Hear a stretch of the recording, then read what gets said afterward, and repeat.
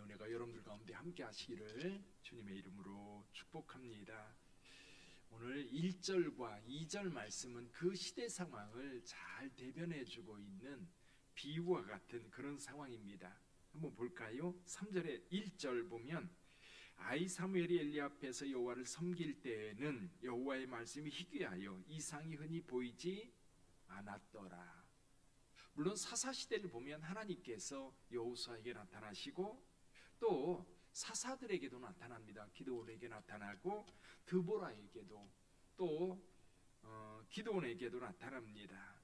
그리고 이렇게 하나님께서 나타나신 말씀을 간혹가다 하시는데 이게 점점 시간이 갈수록 하나님의 나타나심이 희귀해지는 거예요. 그럼 무슨 뜻이에요? 하나님과의 소통이 이루어지지 않고 있고 하나님을 믿는 믿음이 점점 식어져서 사라지고 있다는 겁니다. 더군다나 엘리 2절을 보면 이렇게 말씀하고 있어요. 엘리의 눈이 점점 어두워가서 잘 보지 못하는 그때에 엘리의 눈이 점점 어두워졌다. 엘리의 영성도 점점 어두워져 가는 거예요. 눈이 어두워져 간다고 하는 것은 그의 영성도 점점 어두워져 가니까 하나님의 이상을 듣지 못하는 겁니다. 이유가 뭡니까? 죄 때문이지요.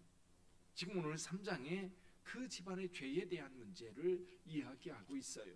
누구를 불러서? 사무엘에게. 그런데 2장에 보면 이미 엘리에게 하나님의 사람이 나타나서 이미 엘리 집안에 대한 하나님의 심판에 대해서 이야기를 했습니다. 그리고 지금 사무엘을 통해서 다시 한번 그 말씀을 하고 계신 거지요. 자, 우선 오늘 우리가 함께 볼 것은 하나님께서 사무엘을 부르시는 장면입니다.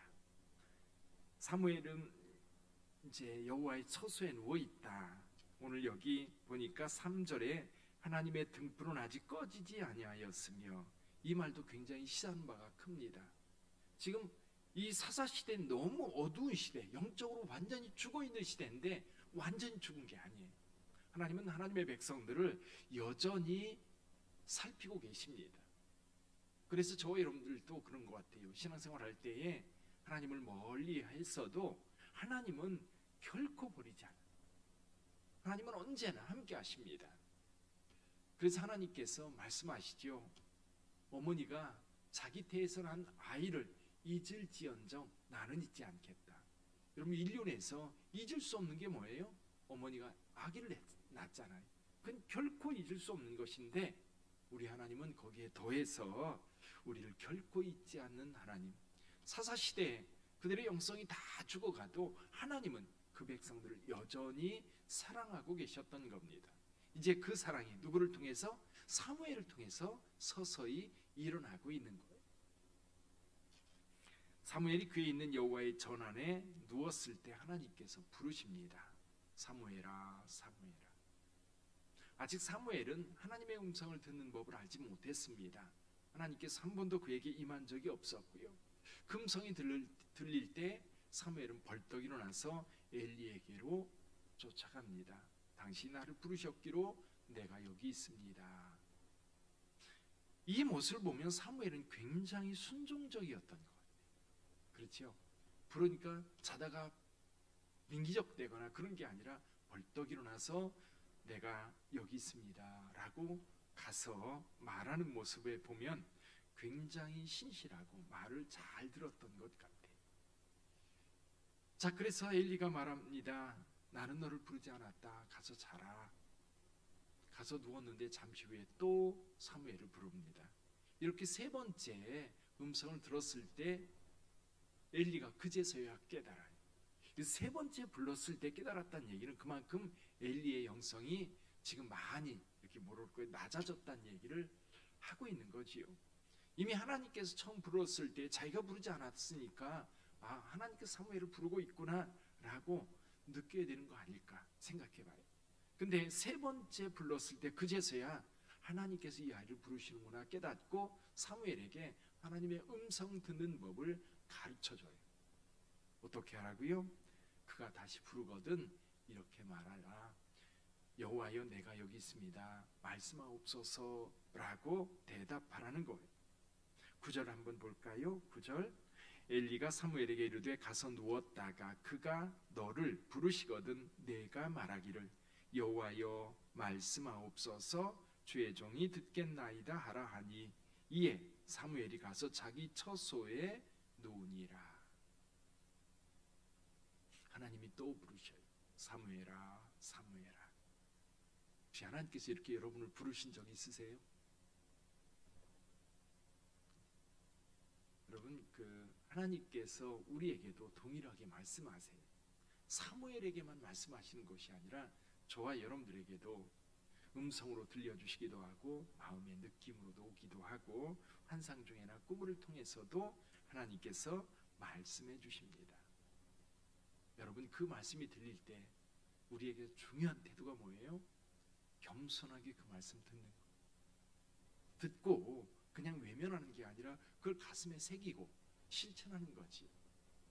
네, 오늘 말씀은 엘리 집안에 대한 하나님의 말씀을 사무엘에게 줍니다.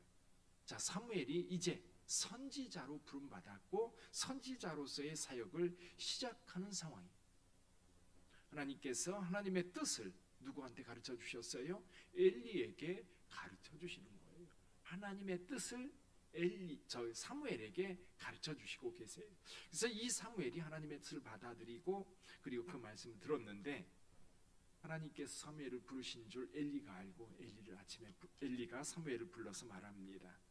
어제 하나님께서 말씀하신 것을 내게 말해라. 협박까지 해요. 말하지 않으면 어떻게 한다고요? 저주가 내게 임할 것이다.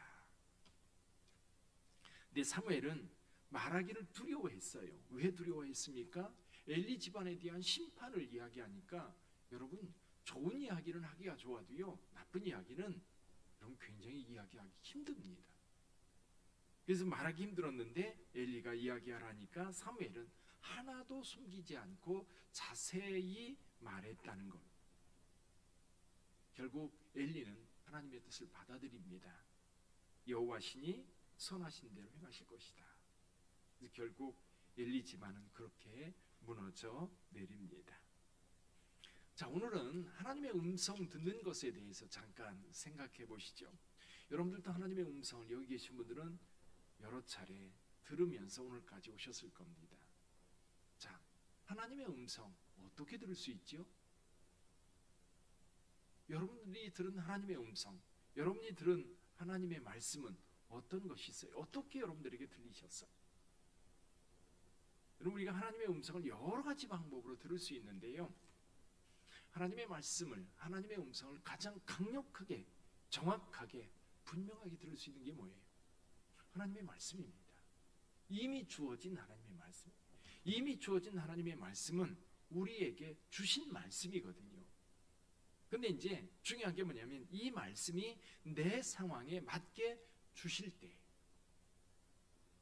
가장 확실하게 하나님의 뜻을 아는 방법이고 가장 확실하게 하나님의 음성을 듣는 법이에요. 그래서 하나님의 음성은 성경을 통해서 우리가 알아들을 수 있는데 다 하나님의 뜻이죠. 근데 중요한 게 뭐예요? 내 삶과 맞닥뜨리는 하나님의 말씀이에요. 내가 어떤 문제에 처해 있거나 내가 어떤 어려움에 있거나 어떤 기도 제목을 가지고 하나님 앞에 간절히 기도할 때에 사실은 가장 확실하게 주시는 하나님의 음성은 성경 말씀을 통해서 주셔요. 그래서 우리가 하나님의 음성을 잘 들으려면 우리의 태도 중에 한 가지가 하나님과 친해야 돼요. 하나님과 친한 방법. 하나님과 친하려면요, 중요한 게 하나님의 음성을 자주 듣고 그리고 우리의 이야기도 하나님께 자주 해야 돼요. 대화가 돼야 된다는 거예요. 대화가. 여러분, 자주 만나는 사람일수록 얘기가 할 게 많아요. 그렇죠? 자주 만나는 사람일수록 만나서 할 얘기가 왜 이렇게 많은지 모르겠어요. 뭔 얘기가 그렇게 많냐? 근데 이야기가 많아요. 근데 오랜만에 만나면요, 어때요? 할 얘기가 별로 없어요. 그러니까 여러분, 오랜만에 기도하려고 하면 기도할 말이 없어요. 몇 마디 하고 나면 할 말이 없어요. 근데 기도를 자주 하고 또 늘 기도하는 분들은 어때요? 할 말이 많아요. 그래서 1시간도 좋고 2시간도 좋고 기도하게 되는 거예요. 그래서 저는 하나님의 음성을 잘 들으려면 하나님과 친해져야 된다고 생각을 해요. 친해지는 방법은 하나님의 뜻이 뭔지를 성경을 통해서 자세히 우리가 늘 읽으면서 하나님께서 이런 뜻을 가지고 계시다. 하나님께서 이렇게 그때는 역사하셨다면 그렇게 역사하셨던 그 일이 오늘 우리에게도 이렇게 역사하시겠구나 늘 생각할 수 있는 거죠. 기도로 하나님을 가까이 할 수 있어요. 또 한 가지는요, 하나님의 뜻을 알려고 노력해야 돼요. 첫째는 친해져야 되고요. 둘째는 하나님의 뜻이 뭘까를 늘 물어야 돼요. 내 상황에서도 묻고 우리 교회를 위해서 하나님 앞에 기도할 때도 또 나라와 민족을 위해서도 기도할 때도 하나님께서 이 나라를 향한 하나님의 뜻이 뭘까? 오늘날 우리 빛된 교회를 향한 하나님의 뜻이 뭘까? 오늘 우리 가족을 향한 하나님의 뜻은 뭘까? 오늘 하루 살아가는 나에게 오늘 나는 어떤 마음으로 하나님 앞에 살아가기를 우리 하나님께서 원하실까?